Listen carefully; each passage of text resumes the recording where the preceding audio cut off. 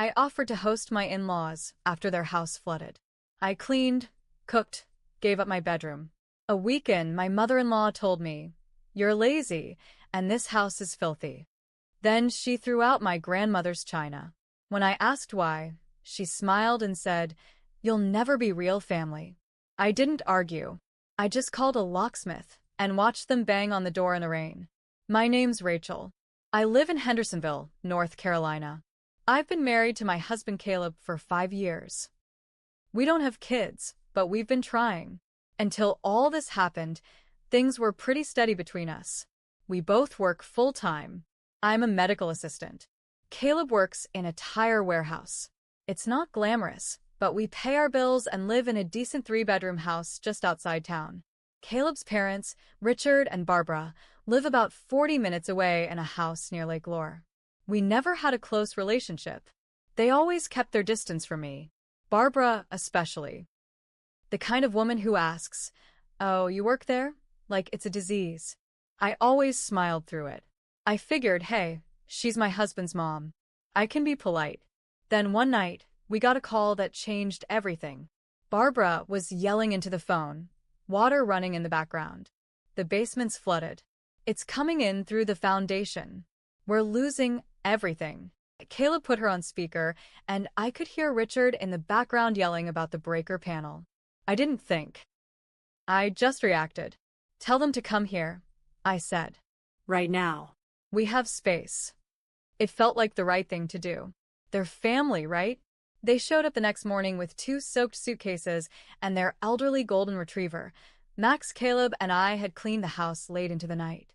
I gave them our bedroom because it had the only king-size bed and a private bathroom. I moved our clothes into the guest room and stripped the bed myself. I even bought fresh flowers for the nightstand. I wanted them to feel safe. I wanted to be kind. Barbara walked in and looked around. Her mouth turned down like she smelled something bad. Well. Smaller than I expected. Not "thank you." Not "we appreciate it." Just that. I brushed it off. Maybe she was overwhelmed. Maybe she was just tired. But the tone was already set. The first 2 days weren't terrible, just uncomfortable. Barbara sat on the couch most of the day watching TV. She hated our Roku remote and asked me every morning to set up the news. When I cooked, she gave me that look like she was judging every spice I used. She complained about the coffee being too bitter. She told me the bath towels were rough. She said our dog-free house smelled like wet fur, even though it was clearly Max. Richard barely said anything. He just grunted and followed Barbara around like a ghost. By the 3rd day, I noticed a pattern. I'd sweep and mop in the morning. Barbara would follow behind with a wet rag and say, "You missed a spot." I'd make dinner. She'd pick at it, then microwave frozen chicken nuggets and sigh dramatically as she chewed. One morning I made blueberry pancakes. I thought maybe if I did something nice, we could have a better day. She didn't even look up from her phone. Just pushed the plate back and said, "Too sweet." Still, I said nothing. Then came the passive-aggressive comments. Caleb used to keep a much cleaner bathroom. Back when he lived with us, he always made his own lunches. I guess women today don't learn the same things. It was every day, but I kept my mouth shut. I just kept telling myself, this is temporary. Just get through it. Then it all exploded. It was a Thursday. I had gone grocery shopping because Barbara said we were out of real food. I left her and Richard alone at the house. Caleb was at work. When I got home, something felt off right away. The hutch in the dining room. My grandmother's hutch was open. You walked over slowly. The china was gone. I felt dizzy. My grandma raised me after my mom left. She died 3 years ago. The china was hers. She'd saved up for years to buy it. She only used it twice a year, Easter and Thanksgiving. When she died, it was the one thing I asked for. I never used it. I just kept it safe. I found Barbara in the kitchen, stirring a cup of tea. Calm, like nothing had happened. I asked, "Where's my china?"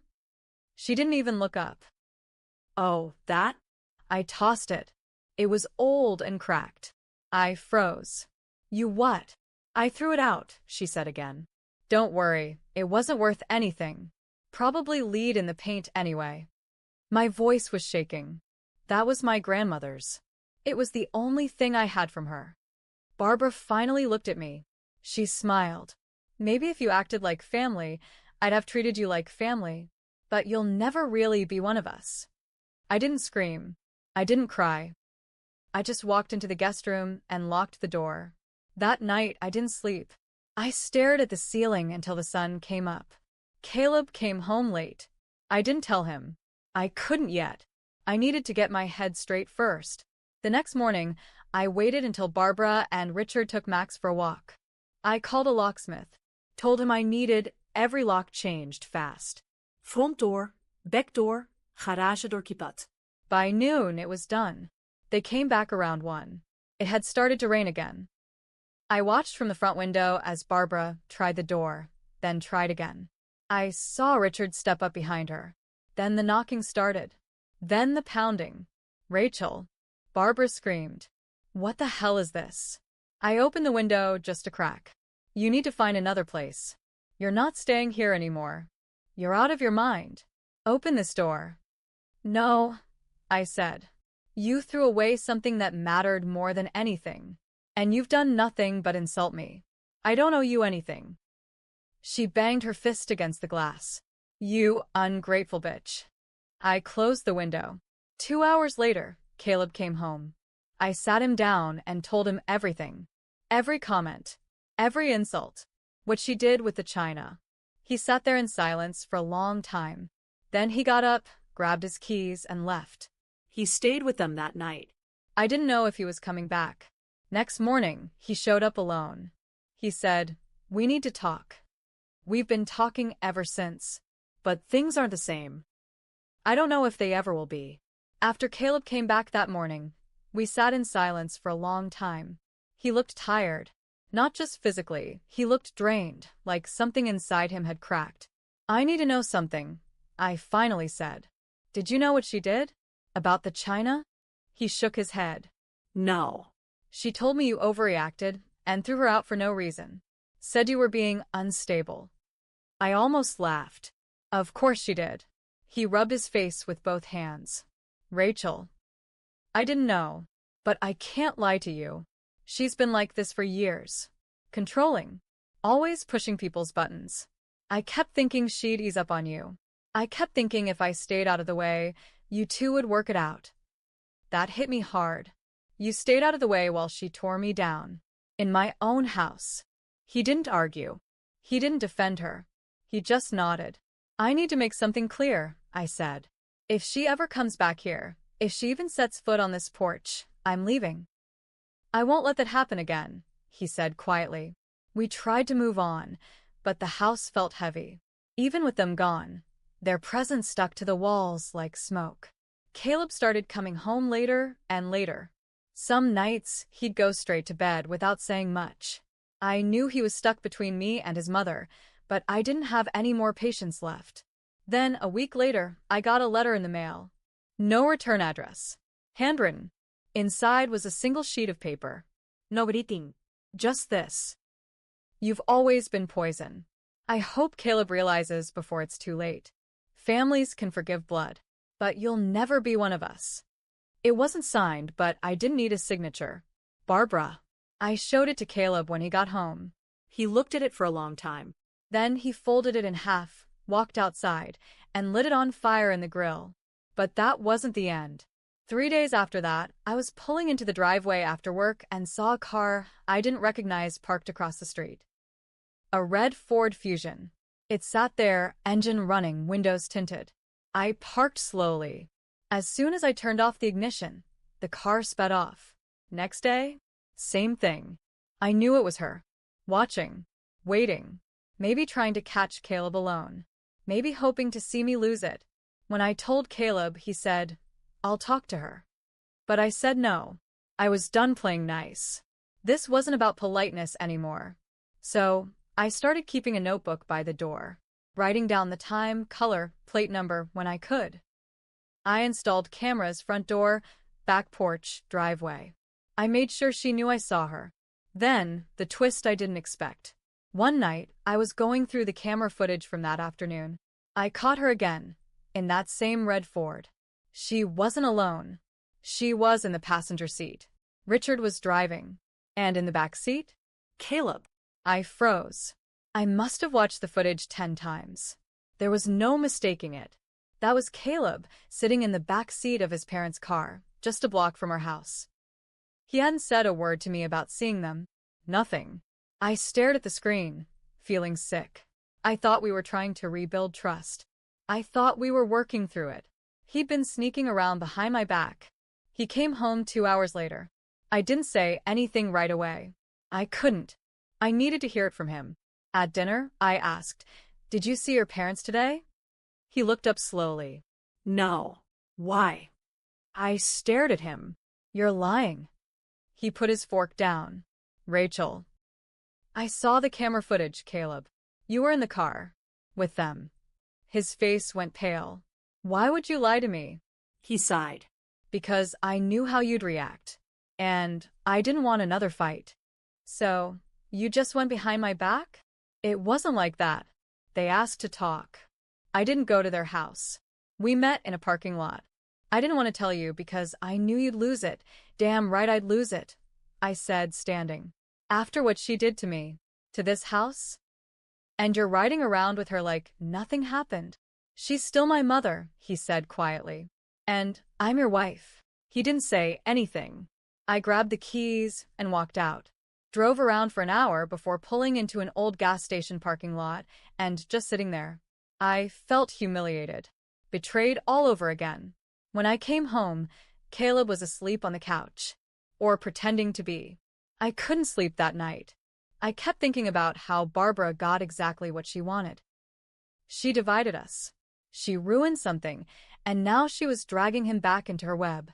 The next day, while Caleb was at work, I decided to go check our shared storage unit. We'd kept some things there from when we moved in together. Extra furniture, photo albums, keepsakes. I hadn't been there in a few months. I just had a feeling. When I opened the roll-up door, I stood in shock. Boxes were missing. 2 shelves were completely empty. One of them had held my childhood keepsakes. Photo albums, yearbooks, letters from my grandma. The other had old kitchenware, including a box I knew had the matching serving platter to the china Barbara destroyed. I pulled out the inventory list I'd made the last time I organized it. 10 items were missing. Someone had been here. There was only one person who had the spare key besides Caleb and me. Barbara. I called Caleb at work. "You gave her the key to the storage unit?" He was silent. "Caleb, I need you to say it." "She asked for it," he finally said. "Said she needed to grab something she left there last year." "I didn't think. You didn't think," I snapped. "That's the problem. You never think when it comes to her. You just hand over anything she asks for." I hung up. I changed the lock on the storage unit that day. I filed a police report, non-emergency, but I wanted a record in case anything else went missing. I called my sister and told her everything. I needed someone on my side who wasn't emotionally tied to Caleb. Then the real twist came 2 days later. I got a text from an unknown number. "Check the back porch. She left you something." I ran to the back door. Nothing. I walked outside, looked behind the bushes. There, sitting in a black trash bag, was what was left of my photo albums. Ruined. Vet. Molded. Pages torn out. And tucked inside a note. "Should have stayed out of the family business." I went straight inside and called the police. This wasn't passive-aggressive anymore. This was war. The officer who came to the house that night was young, maybe late 20s. He listened as I told him everything about the storage unit, the trash bag, the ruined photos, the note. I showed him the camera footage from the last few days. Even the video of Caleb in the car with his parents.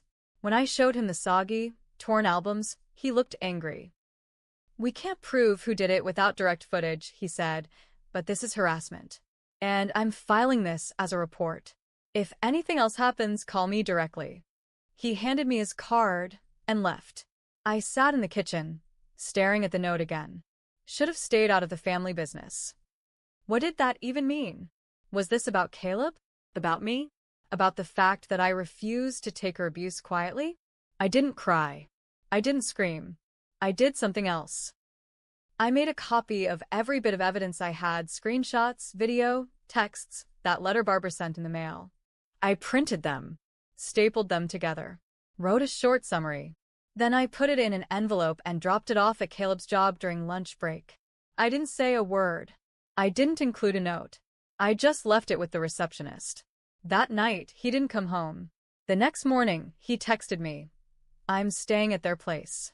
I need space. That told me everything. She had him back.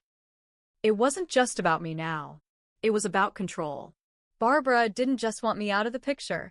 She wanted to be the woman at the center of Caleb's life again. She was winning, unless I did something. So I called a lawyer. I want to know what my options were: protection order, divorce, property claims. The lawyer was sharp, calm, and didn't flinch when I told her the whole story. She said, "You have grounds for everything. And if you want, we can hit back hard." I wasn't sure what I wanted. I still loved Caleb. Or I thought I did. But I also knew this couldn't keep going. Then came the final blow. I found out from a mutual friend who worked at the town permit office that Barbara had been poking around asking about property records, specifically our house. My name was the only one on the deed. Caleb never added his after we got married. It was something we said we'd do later. We just never got around to it. Barbara must have found that out and realized she had no claim. Caleb had no claim. She was fishing, maybe hoping to find a way to take it, maybe to get me out. So I made the last call, to a realtor. A week later, the house was listed. Quietly. No big sign out front. Just a listing on a few sites. I didn't tell Caleb. I packed my things slowly. Every night, I filled another box. I stayed in the guest room, the one they had stayed in. It was poetic in a way. 2 weeks later, the house sold. Cash buyer. Young couple moving in from Charlotte. On my last night, I left a manila envelope on the kitchen counter. Inside it, divorce papers. Signed. And a letter that said this: "You let her throw out my memories. Then you let her tear us apart. I gave you every chance. You chose her. So now she can keep you. But she doesn't get my home. She doesn't get to win. Goodbye, Caleb. I hope you enjoy being her little boy again." I walked out, locked the door one last time, dropped the keys in the mailbox. 3 days later, I got a call from Caleb. I didn't answer. Then a text. "What did you do?" I blocked the number. I moved into a small rental outside of Asheville. Quiet neighborhood. No family drama. Last I heard, Barbara had a health scare. Caleb had to leave work to care for her full-time. He's still living in that old ranch house near Lake Lure, the one that flooded. Funny how things come full circle. He got what he wanted. And so did I. Peace. Finally.